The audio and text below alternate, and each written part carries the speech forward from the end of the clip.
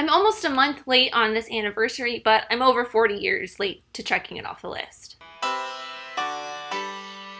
Hey, I'm Amy and welcome back, and today I will be checking Francis Ford Coppola's Apocalypse Now off the 1001 movie checklist. If you do not know what the 1001 movie checklist or 1001 movie challenge is, it is basically a challenge I've given myself to check every single film off the 1001 movies you must see before you die book. So far, I've checked 180 films off the list. If you want to know more, you can check out a playlist up there with a list of every single film I've checked off so far, along with an intro video. As always, let's get started with a short summary. During the height of the Vietnam War, U.S. Army Captain Willard is sent on a mission to seek out and assassinate the mysterious Colonel Kurtz, a renegade special forces officer who sees himself as a god. For this video, I watched and will be talking about the original 1979 theatrical version of the film. The set that I have has the new Final Cut version plus Apocalypse Now redo, which I will not be talking about at all. I wanted to stay probably as close to what the book will be talking about as possible. And yes, this film is well known and documented for having a very disastrous filmmaking process, but I will not be talking about it in this video, and you will find out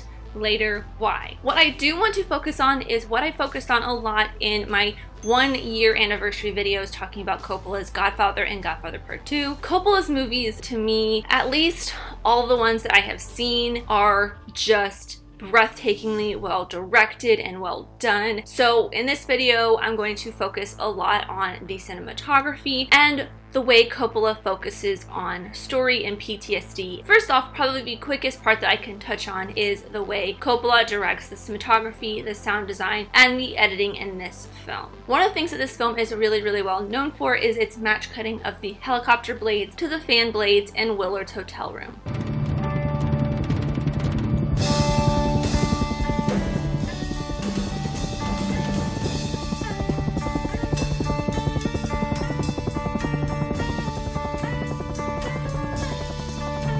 That, along with the explosion sequence of the trees being blown up and the montage of Willard being overlaid with that and helicopters flying everywhere and fighting sequences, it really gives a great look at why and how and what the Vietnam War as a whole. The opening sequence of this film is a great introduction to what a lot of Vietnam veterans experienced, and this film has also been heralded as a great look at what the Vietnam War was like for those men and some women. There are also great juxtaposition moments of music to the scenes. In one of the film's most iconic scenes, Captain Kilgore, played by Robert Duvall, blows up an entire beach of Viet Cong natives just so he and his men can have a little R&R and surf on the beach. Their flight in is heralded by the Ride of the Valkyries. The literal symphony of music combined with the destruction is so perfect and beautiful that it feels wrong.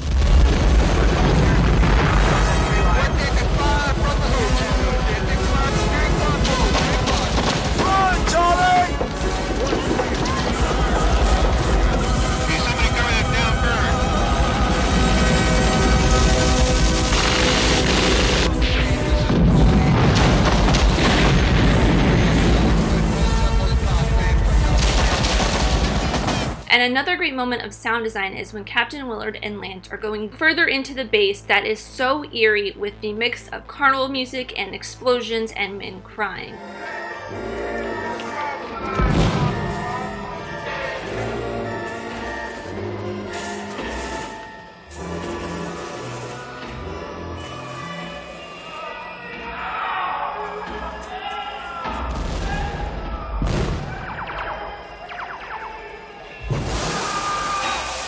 And then followed by the nerve-wracking silence of the scene afterwards of the soldiers fighting, the Vietnamese soldier in the background yelling at the American soldiers, and Willard trying to find the commanding officer, but not having any luck. You need a flare?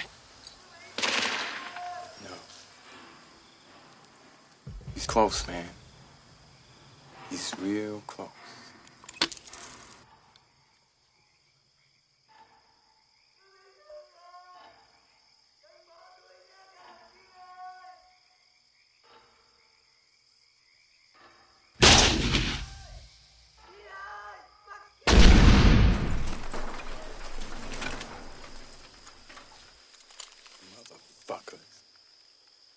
Hey, soldier.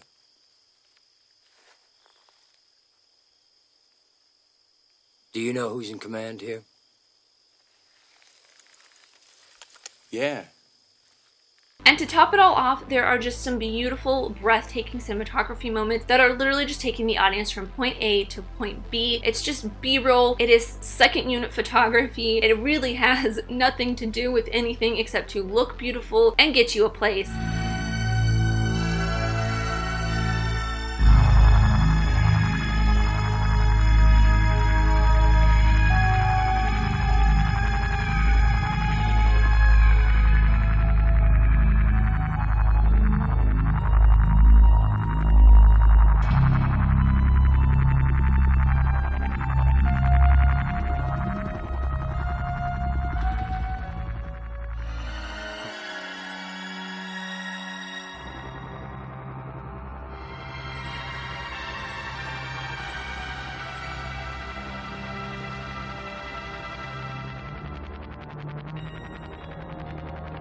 And they also look stunning in 4K. I don't have a 4K TV or a 4K player, but my boss does, and the day I got this, we watched like a good quarter of this movie, and it's so beautiful. I definitely recommend getting this. And then the last thing I really want to touch on is the way this movie looks at the war and how the war affects human beings and being anti-war in general. This was made when the Vietnam War was still going on. It was released in 1979, but it started filming in 1975, I believe. So the war was still going on, and because the war was still going on, and because the film had a very anti-Vietnam War storyline, the US government did not want to back or help with the film in any way at all. So instead of being able to film in Vietnam, which would have given it a very authentic feel, the crew filmed in the Philippines. That is probably something I'll talk a little bit more about in a later video. Spoilers for what's coming up next. You can probably figure it out. But the president of the Philippines was more than happy to supply the crew with enough army and boats and helicopters that they needed and as protection. But anyways, besides all that, this film does focus a lot on PTSD, and it was made before PTSD was really recognized as a mental illness or even as a diagnosis for what a lot of veterans felt after the war, or just as a diagnosis in general. PTSD wasn't recognized as a diagnosis until the early 80s, right after the Vietnam War ended. A lot of the narration from Martin Sheen's character of Willard describes him working through PTSD, especially in the opening sequence. Every time I think I'm gonna wake up back in the jungle. When I was home after my first tour, it was worse.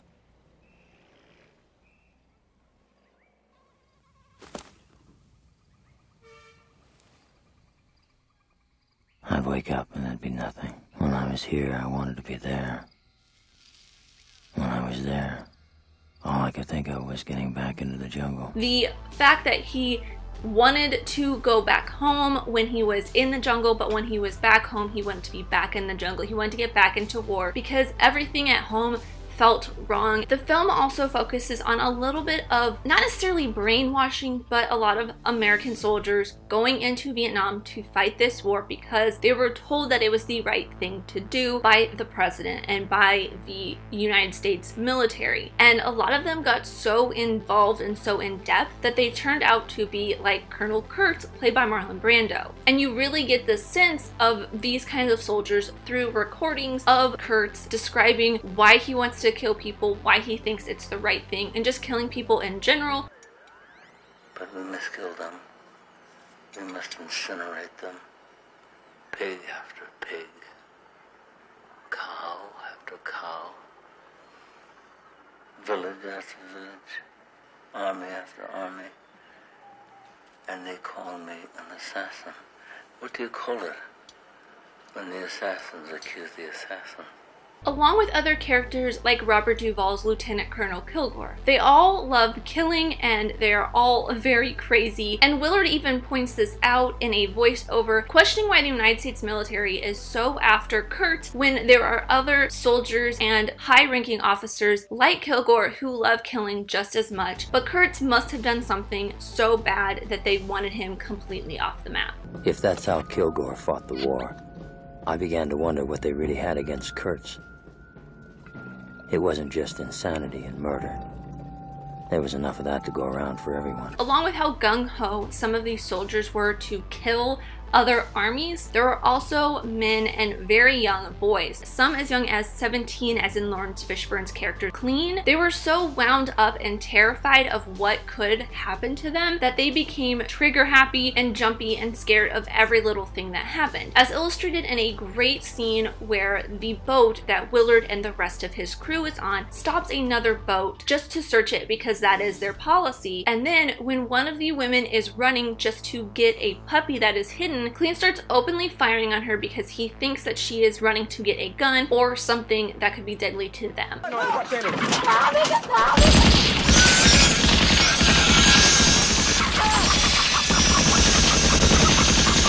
And in another scene, Chef gets scared by a tiger and immediately starts running out of the forest. And then once they get back to the boat, the rest of the crew is very, very terrified and immediately starts shooting into the forest because they think that it's some of the soldiers coming after them. And after all of this is over, Chef just sits on the floor of the boat crying and saying that it was just a tiger, but he still wants to go home. I got the whole goddamn fucking shit, man! You can kiss my ass in the county quick, cause I'm fucking out! I think I'm here for this! I don't fucking need it, I didn't want it! I didn't get on the goddamn 8th grade for this kind of shit! And the final scene I want to talk about of just how devastating the Vietnam War can be to these soldiers is the scene when the crew gets to the final outpost. As they're going up to this final outpost, there are men in the river trying to get on board the boat, begging the crew to take them home because the place that they are at is terrible.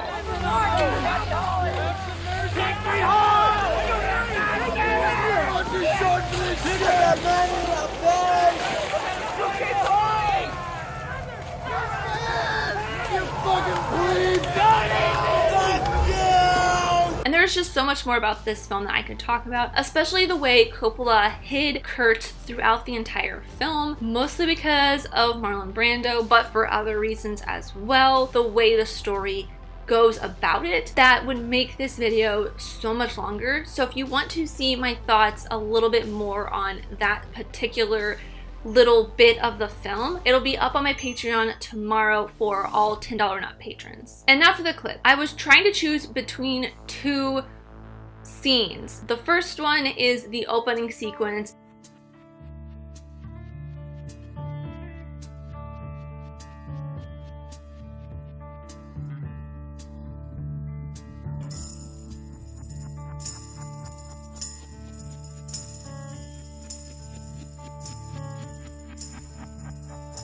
This is the end, beautiful friend. And then the second one is the most iconic line and the most well-known line from this film, which is the one that I ended up going with because it really sets the tone and shows you just how crazy some of these soldiers were. I love the smell of napalm in the morning. You know, one time we had a hail bomb for 12 hours. When it was all over, I walked up. We didn't find one of them, not one stinking dink body. Smell, you know that gasoline smell? The whole hill. Smelled like victory. And that is all I have for Apocalypse Now. As always, these are just my opinions, but I'd love to know yours in the comments down below. What do you think of Apocalypse Now? What is your favorite Coppola film? It's a toss-up between this one and Godfather Part 2 for me. I really loved Godfather Part 2. Let me know in the comments down below. If you want to know which ones I have watched so far, or just follow my progress along in general, there's a link to a Google Doc in the description down below with every single film I have checked off so far, or you can check out the list on my Letterboxd. I'm also an Amazon affiliate, so if you'd like to start the challenge for yourself, watch the movie I talked about today, or watch the movie I'm going to be talking about next time, you can find the links in the description down below, and if you purchase anything from those links, I'll get a small percentage back that'll help make this channel even better. And now for the movie I'm going to be checking off next time. If you have guessed through all of my hints throughout this video, or you know Apocalypse Now, history in general, you know that there was a documentary made about the making of this film, and it is titled the same thing, or close to the same thing, that the book that Apocalypse Now is based off of. So because I did not talk about the disaster that the making of Apocalypse Now was, I will be checking off Parts of Darkness, a filmmaker's apocalypse next time, which coincidentally is also on this box set. But thank you guys so much for watching. I really truly do appreciate you. Whoever you are, let me know who you are in the comments down below, and let's be friends. If you enjoyed this, leave a like and subscribe if you're new, because I love talking about things, movies, TV shows, filmmaking, mystery, all that fun stuff, and I'll see you next time. Bye!